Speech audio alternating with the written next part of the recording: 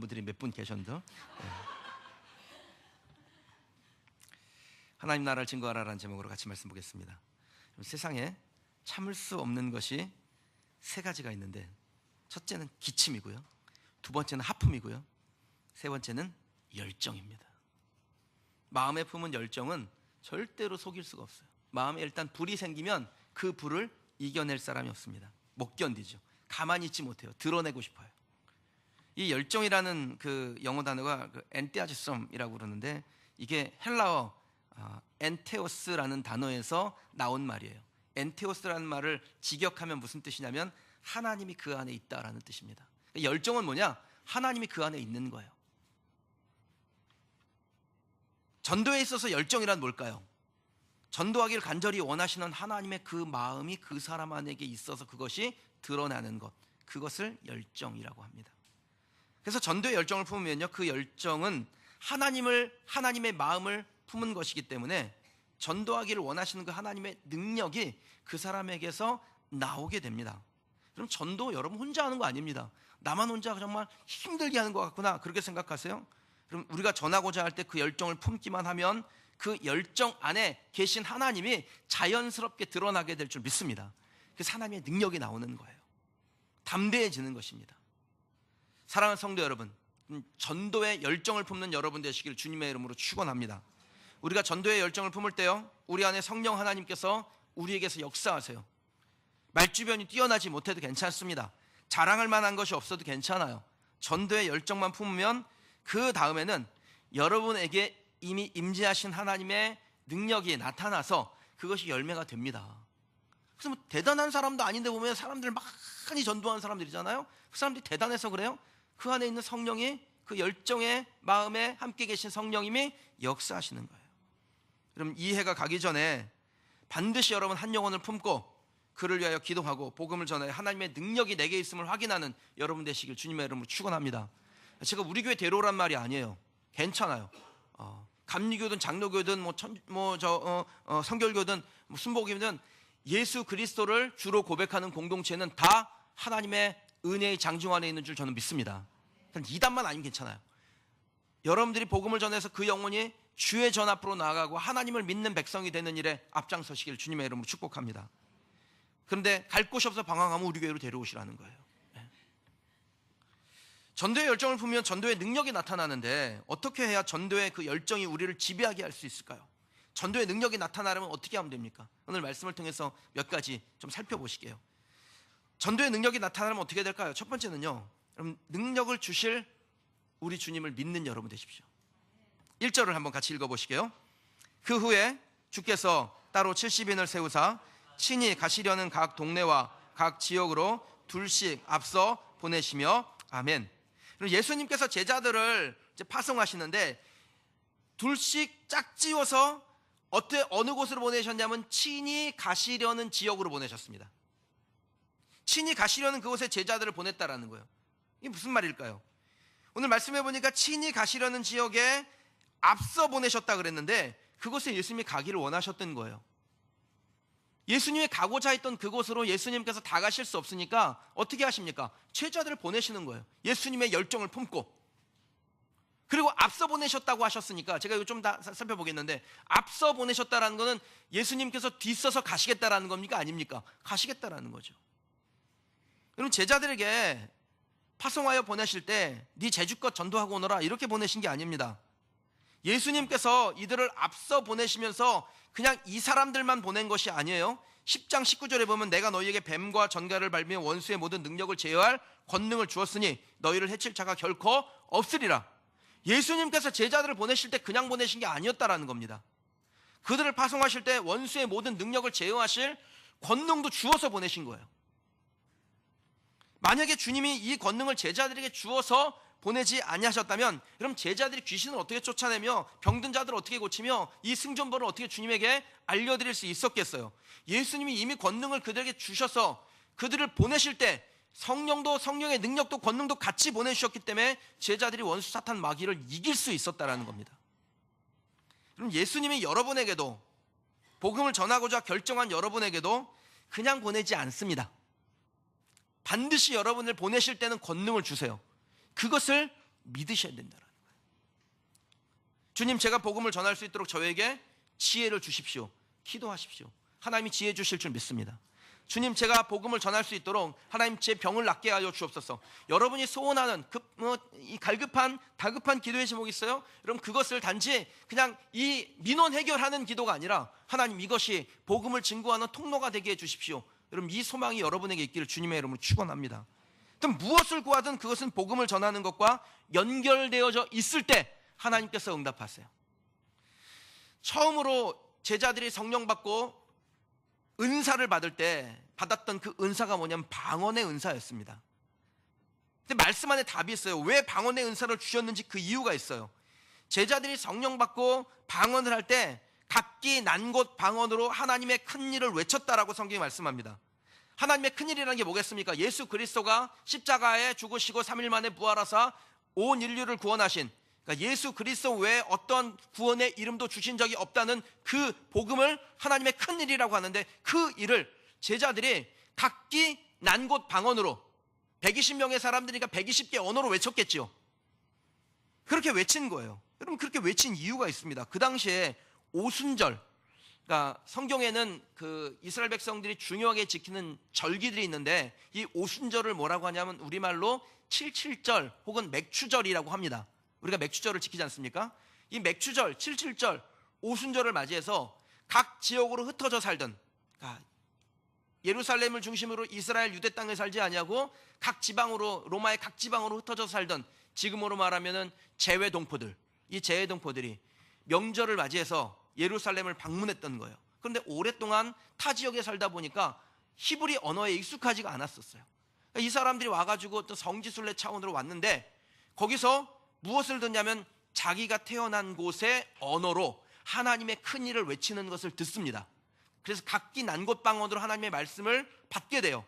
그리고 거기서 예수님의 말씀을 받고 베드로가 전하는 설교를 듣고 회개하고, 갈 사람은 가고 남을 사람은 남아가지고 헬라파 유대인들이 만들어지는 거예요.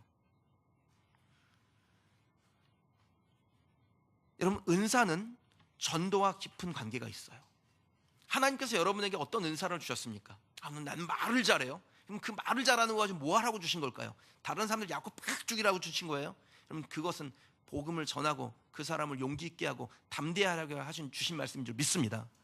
제가 새벽에 여러분 오신 분들하고 기도 제목을 나누는 게 있어요. 우리 교회 청년 아이 하나가 친하게 지내는 친구가 있는데, 갑자기 이 뇌경색이 와가지고 병원에 입원했는데 기도 부탁을 했어요. 곳곳에다 기도 부탁을 해서 저에게도 해가지고 우리 성도들과 함께 기도의 제목을 나누고 기도를 했는데, 제가 금요일에 병문안을 좀 갔습니다. 병문안을 갔는데 그 의사가 하는 말이 그래요. 의사 말, 그러니까 그 전에 친척들이 와가지고 하는 얘기가 무슨 내가 아는 사람이 40년 만에 일어났대요. 이런 엄한 소리를 하고 갔다는 거예요. 얼마나 기운 빠져요. 아니, 어떤 일이 어떻게 당장 눈에 보일지라도 용기를 주는 말을 하고 담대하게 하는 말을 해야 되잖아요. 그런데 어디서 주워 들은 건 있어가지고 쓸데없는 얘기하고 갔다는 거예요. 기운이 확 죽어 있는 거예요, 이분이.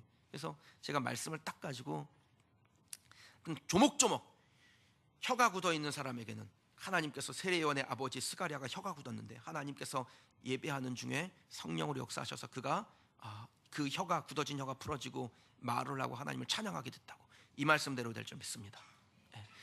나면서부터 안진뱅이는 좋은 표현이 아니에요. 어떤 그 지체 부자유자가 있는데, 하나님께서 제자들을 통하여 주의 복음을 증거하시고 복음이 들어갈 때 그 나면서부터 걷지 못했던 그가 일어나 뛰며 즐거움이 하나님을 찬양하게 된대.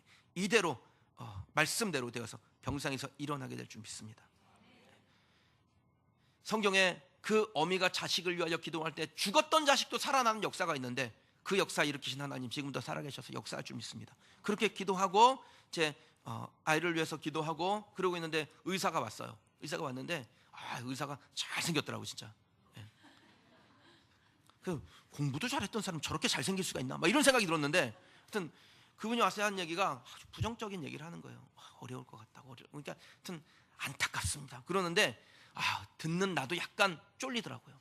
그 내가 옆에서 좀 어렵겠지요, 막 이런 얘기를 하는데 제가 대꾸도 안 했어요. 그냥 하나님이 하셔야죠. 하나님이 하셔야죠. 그냥 그런 그 마음만 품었어요. 그런데 어제 제가 왔는데 운동신경이 나갔다 그랬는데 이렇게 용기 없는 사람에게 계속 용기를 좀 심어주려 했더니 이 아이가 손을 들어서 얼굴을 만지더라는 거예요. 하나님께서 하시는 일이 있습니다. 하여튼 세상에 상식적인 일이 일어난다고 한다면 그건 기적이라고 말할 수 없는 거예요. 기적이라는 건 뭡니까? 상식적이지 않은 일이 일어나니까 기적이죠. 여러분 기적을 믿으세요? 제가 수요일에 오신 분들한테 똑같은 설교했는데 기적을 믿으세요? 그럼 기적을 믿는 사람에게는 기적이 일어나는 거고 기적을 믿지 않는 사람에게는 우연인 거예요. 그게 다. 저와 여러분들은 살아계신 하나님이 역사하신다는 걸 믿는 여러분 되시길 주님의 이름으로 축원합니다. 하나님께서 우리에게 말의 재능을 주셨다면 그 말로 뭐 하셔야 됩니까? 말씀을 연구해서 그 말씀으로 용기를 주고 담대하게 하고 승리하게 하고 그것이 우리 할 일이에요. 재물을 주셨어요? 그 재물 왜 주셨습니까? 신차가 나오면 신차 다 새로운 차로 바꾸고 집 아파트 분양하면 다 아파트로 바꾸고 그러라고 주신 것이 아니라 그 뭐 여러분들 위해서 누릴 수 있는 것도 누리세요. 괜찮아요. 그건 죄는 아니니까. 그런데 여러분 그것을 우리에게 주셨다는 것은 뭐 하라고 주신 걸까요? 그 재능 주셨다는 것은 그것을 통해서 주님의 나라를 위해서 주신 거예요. 그것을 하시기 바랍니다. 하여튼 무엇이든지 복음을 전하는 것과 연결이 되어져 있습니다. 하나님이 우리에게 응답하시고 좋은 것을 주시고 은사를 주심은 우리에게 주신 보답이 아닙니다. 비나이다 하나님 앞에 열심을 내서 빌었다 그래서 하나님이 우리에게 주시는 것이 아니라 그것을 주실 때는요 하나님의 기대감이 있다라는 거예요. 여러분 뭐겠습니까? 그것도 은사인데 은혜로 주시는 선물인데 하나님께서 은사를 주실 때 기대하는 게 뭐예요? 복음을 전하는 것입니다. 그 사람 보면서 야, 저 사람 보니까 하나님이 살아계신 게 맞네. 그래서 그 사람 보고 하나님의 전으로 나와 예수 믿게 되는 거 아니겠습니까? 그럼 우리가 뭘 해서 하나님의 마음을 흡족하게 해드릴 수 있겠어요? 내가 열심히 정성을 다하고 열심히 노력하고 그래서 그러면 하나님께서 내게 응답하실 거야. 여러분 그렇게 믿는 그 자체가 불신앙이에요. 내가 수고하여 하나님께 받는 게 아닙니다. 그냥 받는 거지. 우리의 수고와 상관없이 하나님이 주시는 거예요. 다만 그것을 주실 때 하나님의 기대감이 있다라는 것입니다. 그게 뭡니까? 우리가 주의 복음을 전하기를 기대하시는 겁니다. 하나님의 큰 일을 말할 때 하나님께서 기뻐하실 줄 믿습니다. 하나님을 기쁘시게 하는 그 일을 할 때 하나님께서 우리에게 더 큰 권능을 주시는 거예요. 그러면 성경은 주의 권능을 받는 방법을 아주 간단하게 말합니다. 사도행전 1장 8절에 예수님 승천하실 때 제자들에게 주신 말씀이 있습니다. 성령이 너희에게 임하시면 너희가 권능을 받고 예루살렘과 온 유대와 사마리아와 땅끝까지 이르러 내 증인이 되리라. 권능 왜 주세요? 증인되라고 주셔요. 다른 거 아닙니다. 권능 주시는 이유는 증인되라고 주시는 거예요. 우리가 마귀를 이기는 방법은 성령의 권능을 받는 것입니다. 성령이 있는 사람은 마귀가 못 와요.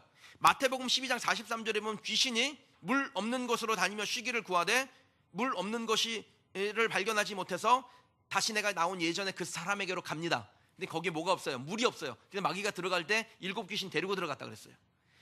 그럼 만약에 그 사람이 물이 있었다면 어떻게 되겠어요? 귀신이 얼씬도 못하는 거죠. 그럼 우리에게 그 물을 상징하는 성령을 소유하고 있는 사람은 마귀가 얼씬도 못하고 그 물을 전하는 것마다 마귀가 쫓겨나가게 될 줄 믿습니다. 그럼 전도는 내 힘으로 하는 게 아닙니다. 전도는요 성령님의 사역이세요.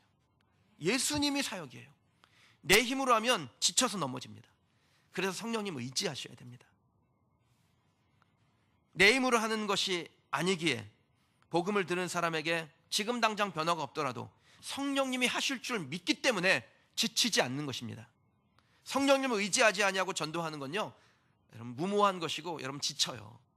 전도의 능력이 나타나지 않는 이유가 뭐겠어요? 성령님을 의지하지 않아서 그러는 거예요.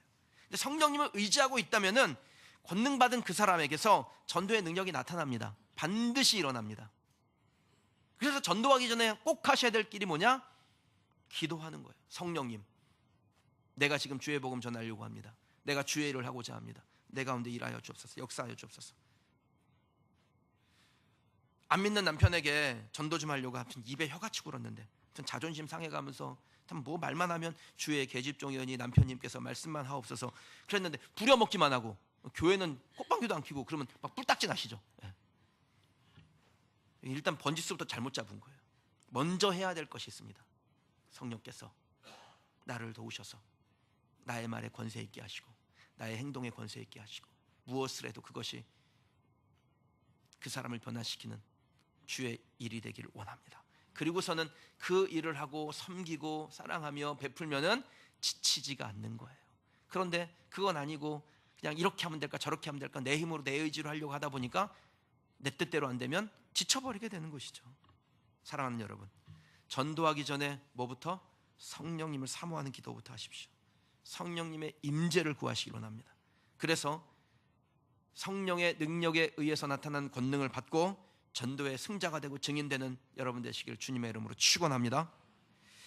전도의 능력이 나타나려면요 어떻게 해야 될까요? 두 번째는 오직 주님만 의지하세요. 4절 말씀 같이 한번 보실게요. 함께 읽겠습니다. 전대나 배낭이나 신발을 가지지 말며 길에서 아무에게도 무난하지 말며. 아멘. 그럼 전도하러 가는 제자들에게 예수님께서 전대나 배낭이나 신발을 가져가지 말라 이렇게 말씀하셨어요. 왜 그러셨을까요? 이렇게 말씀하신 이유는 실제로 아무것도 필요 없다. 너희들 아무것도 필요 없다. 그냥 그런 게 그것을 말씀하시려는 게 아니죠. 지금 이 안에 담겨져 있는 그 의미가 뭡니까? 성령님 외에 그 어떤 것도 의지의 대상으로 삼지 말라는 것입니다. 내가 높은 자리에 올라가면 전도가 잘 될 거야. 그렇게 생각하세요? 그럼 높은 자리에 올라갔다고 전도가 잘 되는 게 아닙니다. 내가 돈을 좀 벌어서 부자가 돼서 떵떵거리고 살면 전도가 잘 먹힐 거야. 여러분 그렇게 되는 게 아니에요. 그런 거 의지하면 도리어 전도가 안 됩니다. 오직 내가 어떤 형편에 있든지 그거와 상관없이 내가 예수 그리스도를 온전히 의지하는 그 믿음이 우리에게 복음의 능력이 됩니다. 그럼 전도는 영적 전쟁과 같습니다. 전쟁에 나가는 군인이 뭐 들고 나가야겠어요? 진짜 중요한 거를 잊어버리면 안 되잖아요. 뭐 들고 나가야 돼요? 전쟁에 나갈 때는 총 들고 나가야죠. 그 외에 뭐가 더 소용이 있겠습니까? 여러분 생각해 보세요. 전쟁에 났는데 전쟁에 나가는 군인이 건빵이나 전투화 몇 개 더 챙겼다고 싸움 잘합니까? 전투할 군인이 야 주머니에 건빵도 넉넉하고 전투화 2켤레 챙겼으니까 전쟁이 길어지면 남들보다 오래 버틸 거야. 이래서 전쟁을 이길 수 있어요? 목숨 걸고 전투에 뛰어든 마귀 이길 수 있습니까? 영적 전쟁은 그래서 질질 끄는 전쟁이 아니에요. 단번에 끝내야 됩니다. 지루한 싸움이 아닙니다. 그래서 단번에 끝내야 되기 때문에 뭐가 필요하냐면 필살기가 필요한 거예요. 성령의 능력, 권능이 없으면 마귀에게 한 방에 깨집니다. 그런 전쟁에서, 영적 전쟁에서는요, 성령의 능력, 성령의 말씀, 권능을 갖는 사람, 필살기를 갖는 사람이 이깁니다. 그거 말고 무슨 돈이나 전대나 식량이나 두버롯이나 이런 것들을 의지하는 사람은 이 전쟁에서 승리할 수 없다는 거예요. 예수님께서 제자들에게 전대나 배낭이나 신발을 가지지 말라고 하신 것은 그만큼 온전한 믿음, 오직 주만 의지하겠다는 그 의지가 있어야 된다는 것입니다. 이게 바로 마귀를 이기는 승리의 법칙입니다. 어떤 분들은 그런 얘기 하시죠. 그래도 지갑에 좀 돈이 두둑해야 하여튼 마음이 안정이 되지요. 지갑이 비면 괜히 초라해진 것 같군요. 여러분 지갑이 벼서 초라해지는 것이 아니라 예수 믿는 사람이 성령을 경험하지 못하면 그게 초라한 거예요. 내가 예수를 그렇게 오랫동안 교회를 오래 다녔는데 성령님, 여러분 안에 성령님 계세요? 그랬는데 글쎄요 아리까리합니다. 이러면은 이게 초라한 거예요. 저하고 대화할 때 제가 간혹 물어볼 때 있어요. 성령님이 그 안에 계십니까? 그런데 목사님 그럼요. 제가 성령님이 있죠. 어떻게 성령님이 있는 걸 아세요? 글쎄요. 이러면은 초라한 거예요. 제가 딱 볼 때 초라하네 이분 이렇게 생각한다고요. 그런데 성령님이 안에 계세요? 그럼 있지요. 어떻게 알고 있습니까? 말씀에 내가 예수를 영접했고 내가 예수를 영접하면 하나님의 자녀가 됐고 그 자녀의 권세가 있고 자녀의 권세가 있으면 하나님을 아버지라고 부를 수 있는데 하나님을 아버지라고 부를 수 있는 것은 예수의 영이 아니면 하나님을 아빠 아버지라고 부를 수 없다고 했으니까 내가 하나님을 아버지라고 인정하면 내 안에 성령님이 계시는 거죠. 딱 이렇게 말씀에 의거해서 정확하게 나와야 이 사람이 야 이거 보통이 아닌데 이렇게 생각이 되는 거죠. 그럼 제가 여러분에게 뭘 물어봤을 때 항상 이 말씀에 근거해서 대답하면 저도 좁니다. 이 성도님은 무시하면 안 되겠구나 이렇게 생각을 해요. 그런데 물어봤는데 글쎄요 모르겠네요 이러면은 정말 이분 초라하시네 막 이렇게 생각할지 몰라요. 전도하러 나갔는데 능력이 나타나지 않으면 그게 초라한 거죠. 귀신을 만났는데 귀 무서워서 두려워 벌벌 떨면 그게 초라한 거죠. 그럼 마귀에게 조롱받는 것이 불쌍한 것이지 지갑이 빈 건 불쌍한 게 아닙니다. 불편한 거지. 그렇지 않아요 여러분? 지갑이 비면 불편한 거지 그건 불쌍한 게 아니에요. 그럼 불편하게 좀 살다가 가면 되죠 뭐. 불편하다고 못 사는 건 아니지 않습니까? 전도할 때 자기 형편을 의지하는 사람은 하나님을 의지하지 못합니다. 하나님을 의지하는 듯 하다가 결정적인 순간에 자기를 의지해요. 그런 사람은 전도의 열매를 만나기 어렵습니다. 자기보다 센 마귀 만나잖아요. 그럼 뒷걸음질 쳐요. 제가 이번 주에 금요일 저녁에 한 셀에서 가족 수련회를 했어요. 그 가족 수련회를 이제 가서 이제 말씀을 전하려고 하는데, 하여튼 거기서 고기를 굽고 있는데 우리 교회 유치부 아이, 초등부 1학년 아이가 오더니 목사님은 귀신을 봤어요? 그러더라고요. 그래서 귀신 봤지? 그래서 제가 그랬어요. 너는 귀신을 보면 무서울 것 같아? 안 무서울 것 같아요. 이길 수 있어? 이길 수 있을 것 같아요. 그럼 초등학교 1학년도 이긴답니다. 저와 여러분이 주님을 의지하지 않으면 귀신이 무서워질 거예요. 세상이 무서워져요. 위기가 두려워요. 우리에게 찾아오는 문제들을 무겁게 느낍니다. 그런데 주님 의지하면 그것이 무겁지가 않고 두렵지가 않고 담대하게 됩니다. 그럴 때 마귀가 우리를 감히 조롱하지 못하고 피해 다니게 됩니다. 여러분 안에 계시는 일하시는 성령님을 경험하고 그 성령님을 통해서 하나님의 큰 일을 증거하는 우리 성도들이 되시길 주님의 이름으로 축원합니다. 하나님의 대사로 유명한 김하중 전 주중대사, 이 장로님이신데요. 이분이 이제 공직을 다 마치고 남은 생에 주를 위해서 살겠다고 그렇게 결정하고 책도 쓰시고 간증도 하시면서 주의 복음을 전하고 계세요. 근데 이분이 노무현 대통령 시절에 통일부 장관을 지내고 주중대사로 임명돼서 7년이나 주중대사의 일을 감당하셨습니다. 하나님이 세우신 곳에서, 보내신 곳에서 성령의 권능을 나타내시고 전도의 사명 감당하셨던 분이세요. 근데 김하중 대사가 예전에 그 김대중 전 대통령 시절에 의전 비서관을 지냈는데, 의전 비서관이니까 얼마나 대통령 앞에 가서 보고할 일이 많겠습니까? 근데 보고하러 가기 전에 꼭 이분이 하시는 일이 있어요. 딱 그 대통령 집무실 앞에 딱 서서 기도를 하는 거예요. 하나님, 저에게 지혜를 주시고 담대함을 주시고 정직하게 보고하게 하십시오. 이렇게 기도를 하고 들어가는데 어느 날 갑자기 대통령이 급히 찾는다는 연락을 받은 거예요. 그래가지고 막 주섬주섬 막 보고할 걸 챙겨가지고 막 다급한 마음에 깜빡하고 기도한 것을 잊고 문을 열고 들어가서 대통령 앞에 섰는데 뭐가 생각이 난 거예요? 아, 기도를 안 했네. 주님을 의지하는 기도를 못했네. 보통 이럴 때 어떻게 하면 됩니까? 다음에 해야지 이러면 되잖아요. 예. 그런데 이 김하중 대사가 그때 비서관이 대통령님, 제가 잠시 잊어버린 것이 있습니다. 잠시만 기다려 주십시오. 그리고 다시 나가서 문을 닫고 문 앞에 서서 하나님, 이제 대통령에게 보고하러 갑니다. 저에게 담대함을 주시고 지혜와 정직함으로 이 모든 것을 아뢰고 또 바르게 이 보고를 할 수 있게 도와주십시오. 그렇게 하고 들어가서 보고를 했다라는 거예요.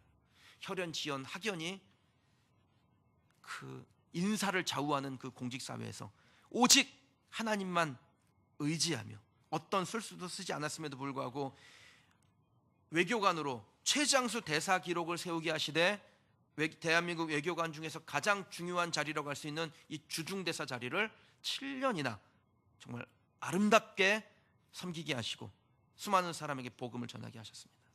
하나님을 온전히 의지했기 때문에 이런 기쁨과 영광을 하나님께서 주신 것이죠. 그럼 무엇을 해도 하나님을 의지하며 해야 한다면 우리의 해야 될 일 중에 가장 중요한 일인 전도는 두말하면 잔소리죠. 그럼 전도할 때 무엇부터 해야 됩니까? 하나님 의지하는 것부터 해야 돼요. 기도하는 것부터 시작하십시오. 내 능력을 의지하지 않고 오직 주님을 의지하겠다는 우리의 결단이 담긴 기도로 여러분의 전도가 시작되기를 주의 이름으로 축원합니다. 전도의 능력이 나타나려면 어떻게 해야 될까요? 세 번째입니다. 한 마음으로 서로 협력하십시오. 1절 말씀을 한 번 더 읽어보겠습니다. 함께 읽습니다. 그 후에 주께서 친히 가시려는 각 동네와 각 지역으로 둘씩 앞서 보내시며 아멘. 그럼 예수님께서 제자들을 파송하실 때 그냥 아무렇게나 보내신 게 아니에요. 예수님이 원칙이 있어요. 예수님의 원칙은 협력이었습니다. 둘씩 짝을 지어서 예수님의 가고자 하시는 곳으로 보내셨습니다. 왜 그렇게 하셨을까요? 한 사람이 가면 심심할까 봐? 혹은 한 사람이 실패하면 그 다음 사람이 보험용으로 준비되어 있어야 되니까? 그럼 예수님이 둘씩 짝 지어주신 이유가 있습니다. 그건 바로 공동체로 전도와 중보의 기도를 서로 협력하게 하고 그래서 열매를 맺게 하고자 하시는 예수님의 영적인 지혜가 담겨 있는 것입니다. 여러분, 전도는요 혼자 하는 게 아닙니다. 그리스도인들이 서로 협력을 통해서 하는 것입니다. 그럼 한번 생각해 보십시오. 두 사람이 짝지어 갔습니다. 한 사람이 막 복음을 전해요. 그럼 나머지 한 사람은 뭐 하고 있을까요? 멀뚱히 서서 그걸 쳐다보고 있습니까? 여러분은 어떻게 합니까? 기도하고 있잖아요. 하나님, 지금 복음이 들어가서 저 사람이 그 복음 듣고 좀 변화된 심령 되게 하여 주옵소서. 그렇게 중보하며 기도하는 것이죠.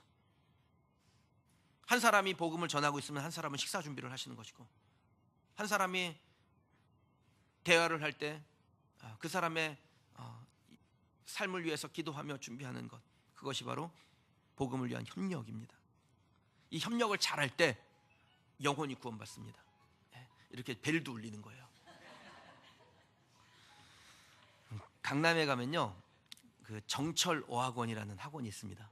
이 정철 어학원의 원장님, 이사장님이 정철이라는 분인데, 이 정철 어학원 이사장님이 진짜 예수를 잘 믿는 대한민국 최고 가는 영어 강사고 또 큰 사업가입니다. 지금도 곳곳에 이제 정철 어학원이 있는데, 강남 어학원은 주일마다 예수 생명교회라는 교회로 딱 탈바꿈을 해요. 교회를 이 학원을 교회에게 빌려주어서 그 학원이 예배당이 되게 합니다. 이 정철 선생님이 얼마 전에 대한민국 스피킹 살리기라는 책을 썼는데, 이 책의 끝부분에 보면요 부록이 있어요.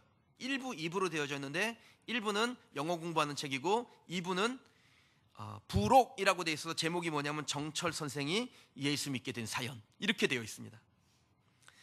이 정철 선생님이 예수님을 만난 다음에 어떻게 하면 복음을 전할까 하다가 자기 책을 정말 수만 명의 사람들이 사보거든요. 그래서 이 영어 책을 출판하되 좀 가격을 싸게 매겨가지고 다 영어 공부하는 사람들이 이 책을 사게 한 다음에 영어 공부도 하고 자연스럽게 내가 어떻게 예수 믿게 됐는지를 간증을 글로 읽게 되면 그 글을 보고 예수님께로 돌아온 사람이 있을 것이다 생각하고 아예 전도지 차원으로 정철 선생이 예수 믿게 된 사연, 이래서 제목을 달아서 부록으로 집어넣어서 이 책을 출판했어요. 근데 이 정철 선생님이 어떻게 예수님을 믿게 됐냐면, 젊었을 때 고시 공부하려고 절에 들어갔는데 고시 공부보다는 영어가 자기에게 참 이게 맞는 거예요. 영어 공부를 그때 열심히 하게 돼서 대한민국의 유명한 이제 영어 강사가 된 분입니다. 근데 절에서 공부를 하다 보니까 자연스럽게 뭘 듣게 됩니까? 불경을 듣게 되잖아요. 그러니까 그 불경을 듣다 보니까 이게 공부를 하게 되고 이분이 미륵불 사상에 아주 심취하게 됐어요. 근데 정철 선생님 부인은 또 예수를 잘 믿는 분이에요. 그렇게 남편에게 주님께로 오라고, 예수 믿으라고 그렇게 그냥 전도를 했는데, 믿으라는 예수님은 안 믿고 매일 앉으면 엄마니 밤매 막 이런 건 하니까, 엄마가 밤매네 막 이런 것만 하니까 얼마나 답답했겠습니까? 정철 선생님 부인요 실망하지 않고 그 아들을, 남편에게 늘 복음을 전해서 그 아들을 신앙으로 잘 키웠어요. 근데 신앙으로 잘 키우고 이 아들이 잘 자라서 영국에 유학을 갔다가 딱 왔는데, 아버지를 그날 딱 독대를 해가지고 내가 믿는 예수 그리스도가 어떤 분이신지, 하나님의 살아있는 생명의 말씀 성경이 무엇인지를 아버지에게 딱 전한 거예요. 그런데 보통 이렇게 잘난 아들을 둔 아버지는 아들에 대한 뭐가 있어요? 기대감 있잖아요. 우리 아들이 늘 좋은 일을 할 것이다, 옳은 일을 할 것이다, 우리 아들은 굉장히 뛰어나다, 이런 생각을 하니까 부인이 전하는 거는 콧방귀도 안 끼던 이 아버지가 아들이 전하니까, 야, 내 잘난 아들, 자랑스러운 우리 아들이 정말 자신의 삶의 목표를 삼고 있는 이 예수가 누구신지, 그 예수님의 말씀이란 성경은 도대체 무엇인지 내가 이거 한번 읽어봐야 되겠다. 그리고 성경을 딱 읽는데 뭘로 읽었을까요? 영어 성경으로. 정말 영어 성경으로 쫙 읽는데 하나님의 은혜를 받은 거예요. 살아계신 예수님을 그 성경에서 만난 거예요. 그래서 철저한 그리스도인이 되었습니다. 그리고 자기에게 주신 재능, 달란트를 이용해서, 모든 재능, 은사는 무엇을 위해서 주신 거니까? 복음을 위해서 주신 거니까. 내가 이 영어를 잘 가르치는 이 달란트를 가지고 영어 성경 학교를 운영하면서 자기의 재능을 복음의 도구로 사용하는 그리스도인이 됐습니다. 여러분, 혹시 가정에 안 믿는 사람이 있어요? 남편이 좀 말을 안 들어요, 예수 안 믿어요. 부인이 당신이 나 믿어, 그래요? 그럼 걱정하지 마세요. 모자라면 됩니까? 아들, 딸 잘 가르치면 돼요. 이은실 성도님, 상현 잘 가르치면 돼요. 예수 믿는 사람으로 잘 가르치면. 그러니까 그렇게 아들, 딸 데리러 MT에도 와가지고 윷놀이도 하고 가고 그러는 거 아니에요. 윷놀이는 하고 갔나 모르겠네. 못 하고 갔구나. 어쨌든 나하고 그 밤에 인사하고 성도들과 이렇게 예수 믿는 사람들 화목하게 지내는구나, 이걸 또 발견하게 되는 거 아닙니까? 다들 딸 잘 가르치고 끝까지 성령님 의지하고 실망하지 않는 여러분 되시길 바랍니다. 협력하십시오. 그때 일하심이 나타납니다. 저도요, 집에 잘 안 들어가고 교회에 있는 거 좋아하잖아요. 그래서 교회에서 늦게까지 막 이 일 저 일 하고 있으면은 집에서 전화가 옵니다. 전화를 받으면은 제 아내가 전화를 하는 거죠. 들어오라고. 그럼 제가 알았다고 이렇게 대답합니다. 근데 한 20분 있다 또 전화가 와요. 우리 막내나 우리 둘째가 전화를 해요. 그럼 아빠 얼른 들어오세요. 그러면은 알았어. 그리고 집에 들어갑니다. 이게 뭐예요? 협력하는 거 아니에요. 셀 안에서도 협력하시길 바라요. 셀 안에 어떤 분들은 전도사 역할을 하고 어떤 분들은 관리사 역할을 하는 거예요. 어떤 분들은 그렇게 그냥 잘 데려와. 그런데 어떤 분들은 그렇게 관리를 잘해. 그냥 섬기고 그냥 그 셀 안에 정착시키고 돕고 교회 정말 영적인 어떤 그런 기쁨을 누리도록 도와주는 분들이 꼭 있어요. 여러분, 서로 협력하는 것입니다. 그래서 여러분 셀에 빈방석을 만들고 그 빈방석에 누구를 앉힐까, 그를 위하여 기도하고, 그리고 함께 협력하여 잃어버린 영혼을 하나님께로 돌려드리는 그런 전도하는 셀, 전도하는 성도 되시길 주의 이름으로 축원합니다. 왜 하나님께서 열정 있는 사람을 좋아하실까요? 그럼 그 이유는 열정을 품은 사람은 가장 존귀하신 예수 그리스도를 닮은 사람이기 때문에 그렇습니다. 예수님이 어떤 분이세요? 인류를 구원하고자 그 열정 때문에 하나님의 본체를 벗어버리시고 종의 형체를 입고 이 땅 가운데 오신 분이세요. 예수님처럼 전도의 열정에 불탔던 사람이 분이 없습니다. 예수님께서 이 땅에 오신 이유는 전도하기 위해서 오셨다 그랬어요. 예수님이 직접 하신 말이에요. 마가복음 1장 38절에 이르시되 우리가 다른 가까운 마을들로 가자. 거기서도 전도하리니 내가 이를 위하여 왔노라. 내가 전도하기 위하여 이 땅에 왔노라. 예수님이 이렇게 말씀하세요. 그럼 예수님께서도 육신을 입고 계시니까 피곤하셨습니다. 그 밤늦게 병자를 고치시고 복음을 전하시고, 그리고서는 그 다음날에 있는데 사람들이 또 찾는다고 하니까 그래 우리가 그 마을들로 다른 마을들로 가자. 거기서 내가 또 전도하리니 내가 이를 위하여 왔노라. 아무리 피곤해도 전도만 생각하면 다시 새 힘이 나셨습니다. 정확하게 표현하면 새 힘을 내셨습니다. 그래서 전도의 열정을 가진 사람이 예수님하고 가장 닮은 사람인 것입니다. 하나님께서 전도하셨던 예수님을 어떻게 대하셨을까요? 빌립보서 2장 9절 10절에 이러므로 하나님이 그를 지극히 높여 모든 이름 위에 뛰어난 이름을 주사 하늘에 있는 자들과 땅에 있는 자들과 땅 아래에 있는 자들로 모든 무릎을 예수의 이름에 꿇게 하시니, 하나님께서 그 전도의 열정을 가지시고 복음 전했던 예수님을 모든 사람보다 뛰어나게 하시고 그들을 예수의 이름 앞에 꿇게 하셨다 그랬습니다. 여러분, 하나님께서 예수님을 높여주신 것처럼 영혼 구원하는 저와 여러분들도 높여주실 줄 믿습니다. 하나님께서는 예수 그리스도와 닮은 사람을 존귀히 여기세요. 예수님이 지극히 뛰어난 이름이 되신 것처럼 여러분, 우리도 복음 증거하는 일에 앞장선 그 사람을 가장 하나님께서 뛰어난 이름 되게 하시고 높여주십니다. 다니엘서 12장 3절에 많은 사람을 옳은 대로 돌아오게 한 자는 별과 같이 영원토록 빛나리라. 많은 사람을 옳은 대로 돌이킨 자는 하늘의 별과 같이 빛나게 하시는 것이 하나님의 약속의 말씀입니다. 영혼 구원보다 더 좋은 상급은 없어요. 잃어버린 영혼을 구원하는 일에 여러분이 열정을 쏟아부으면 하나님께서 그것을 기뻐하십니다. 하나님 기뻐하시는 일 하고 싶어 하시는 여러분이잖아요. 기왕이면 하나님이 제일 좋아하시는 일을 하고 천국의 잔치가 베풀어지도록 영혼 구원하는 일에 앞장서는 저와 여러분, 우리 교회 되기를 주님의 이름으로 축원합니다.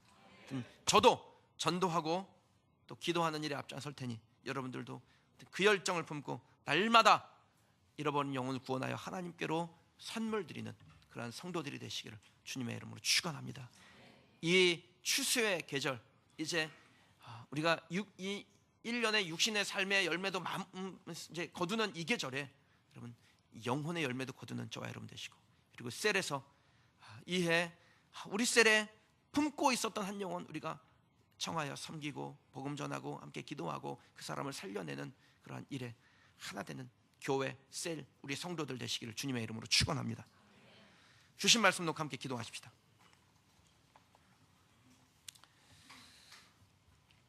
하나님께서 우리에게 마지막으로 예수님을 통해서 주신 말씀은